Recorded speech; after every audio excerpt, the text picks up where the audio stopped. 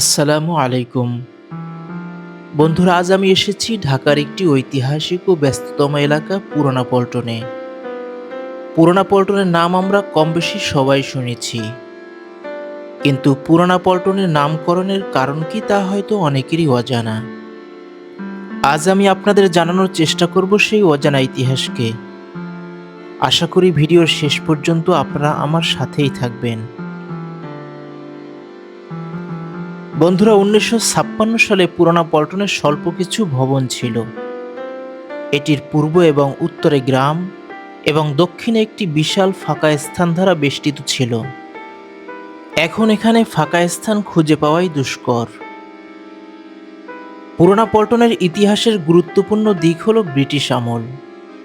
British শাসন আমলে পুরানা পল্টনের সেনাবাহিনীর একটি রেজিমেন্ট স্থাপন করা হয়েছিল, যা এই এলাকার নামকরণের প্রধান কারণ।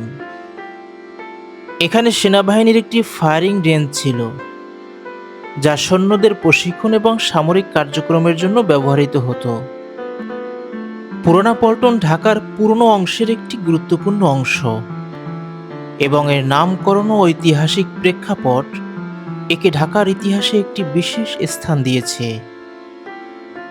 পুরানা পল্টন ঢাকার একটি ঐতিহাসিক এলাকা, যার নামকরণ হয়েছে ব্রিটিশ আমলে এখানে স্থাপিত সেনাবাহিনীর রেজিমেন্টের কারণে।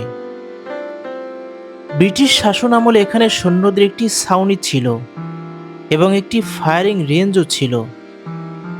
কালক্রমে এই স্থানটি পল্টন বা পুরানা পল্টন নামে পরিচিতি লাভ করে। এক সময়কার সেনানিবাস এলাকাটি ধীরে ধীরে জনবসতিপূর্ণ এলাকায় পরিণত হয়, যেখানে সাধারণ মানুষের বসবাস শুরু হয়।